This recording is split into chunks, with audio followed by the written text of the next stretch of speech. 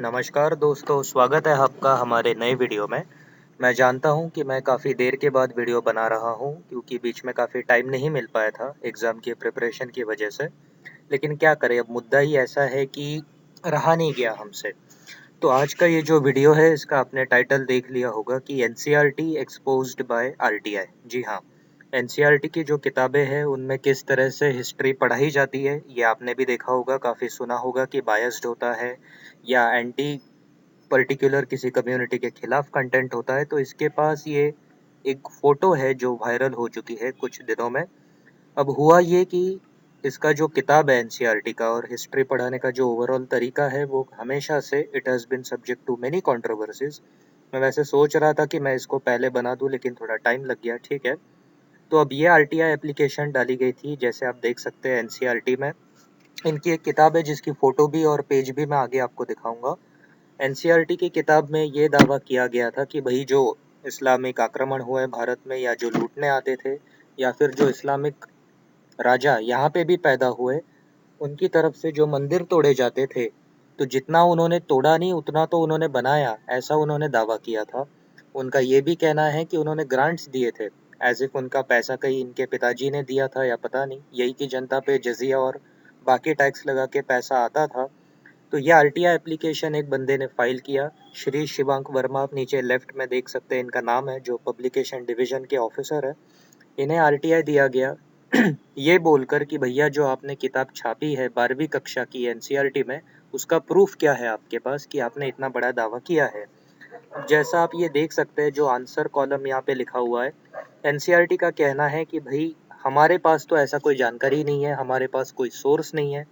क्या है कि जब आप हिस्ट्री पढ़ते हैं या पढ़ाते हैं तो आपके पास कोई स्रोत होना चाहिए, जिसके दम पे, जिस एविडेंस के दम पे आप इतना बड़ा क्लेम करते हैं कि भाई इन्होंने जितने मंदिर तोड़े नहीं उतने तो बनवाए थे। तो जैसा कि आप इसको बाद में स्क्रीनशॉट लेके पढ़ भी सकते हैं। अभी मैं आपको दूसरा फोटो दिखा देता हूँ।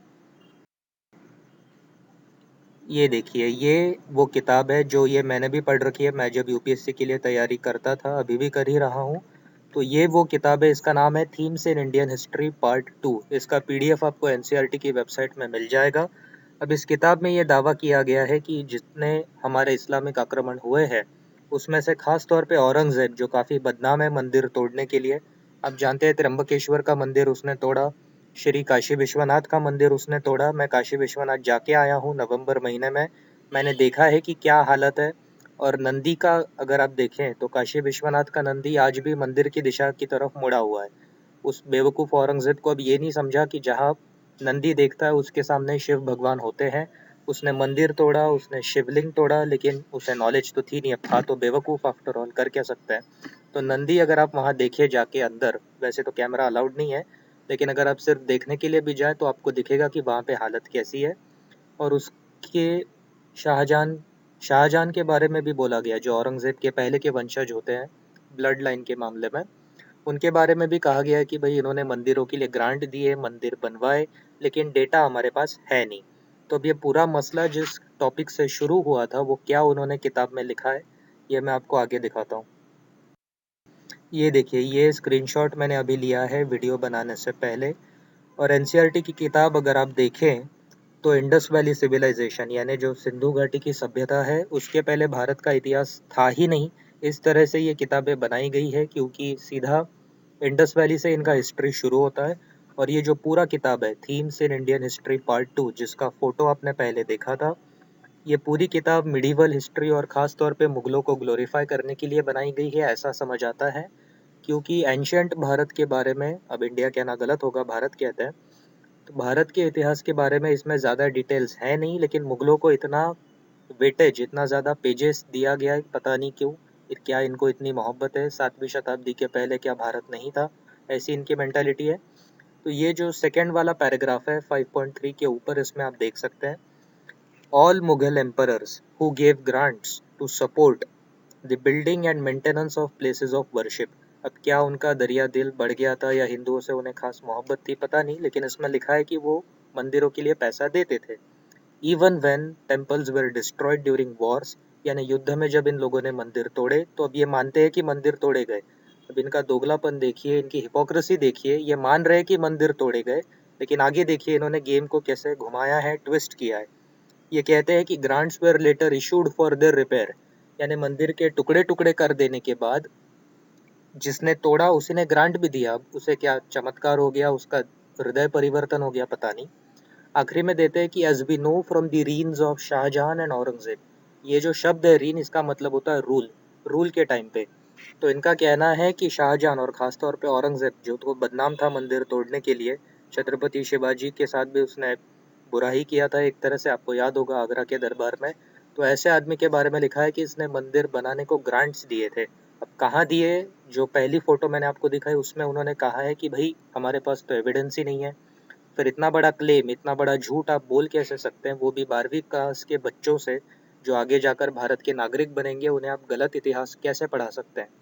हाउएवर, अब आखिरी लाइन देखिए, during the rule of the latter, latter माने जो अगला नाम है, अगला नाम है औरंगजेब, पहला नाम Shahjahan. However during the reign of the latter the jizya was reimpose on non Muslim subjects.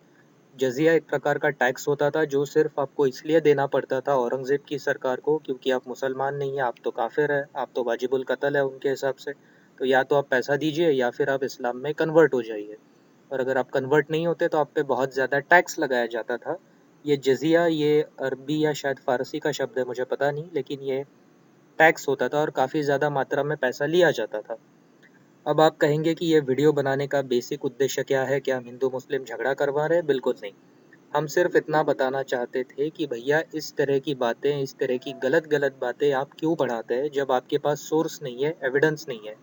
किस दम पर आपने बोला कि इन्होंने मंदिर बनवाए थे?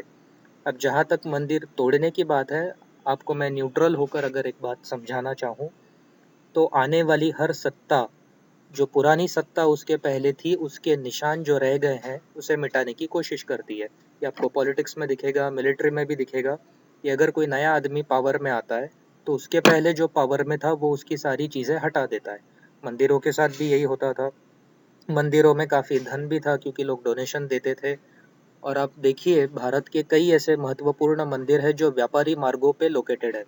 तो मंदिरों का महत्व इसलिए भी था क्योंकि वहाँ बड़े बड़े लोग आते हैं। तो मंदिर तोड़ने का उद्देश्य हमेशा भगवान को तोड़ना या किसी का मजाक उड़ाना नहीं था, बल्कि पैसा लूटना भी होता था। जैसे सोमनाथ का मंदिर 17 बार तोड़ा गया लेकिन उसे लूटा भी गया तोड़ने से पहले। क्यों? क्योंकि सोमनाथ मंदिर एक ऐसी जगह पे था, सोमनाथ उस समय व्यापार के मामले में बहुत पहुंचा हुआ शहर था। तो सोमनाथ को लूट के आप बहुत कुछ कमा सकते थे बहुत कम समय में। तो ये महत्व है मंदिरों का भारत में, और खास तौर पे हिंदुओं के लिए तो है ही। लेकिन जब आप बच्चों को इतिहास पढ़ाते हैं तो आप में इतनी हिम्मत होनी चाहिए कि आप नाम लेकर बताएं कि किसने गलत किया है, किसने सही किया है। इतिहास पढ़ाने के मामले में आपने फैक्ट बताना है, एनालिसिस आपने लोगों पे छोड़ देना है कि वो उसे किस नज़र से देखते हैं।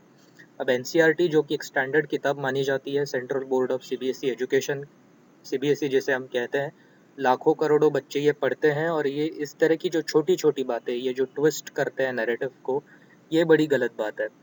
अब ऐसे ही आगे आने वाले वीडियोस मैं और भी बनाऊंगा। मैं जानता हूँ ये वीडियो काफ़ी लेट आया है पहले वीडियो के बाद, लेकिन हम कोशिश करेंगे कि हर हफ्ते एक वीडियो हम आपको दें और ऐसे ही इन लोगों को एक्सपोज करते रहें कि ये किस तरह से झूठ बोलते हैं और गलत जानकारी देते हैं। आपके क्या ख्याल है इस वीडियो के बारे में मुझे ज़रूर बताइए, मैं अगले वीडियो से उसमें चेंज करने की वैसी कोशिश भी करूँगा।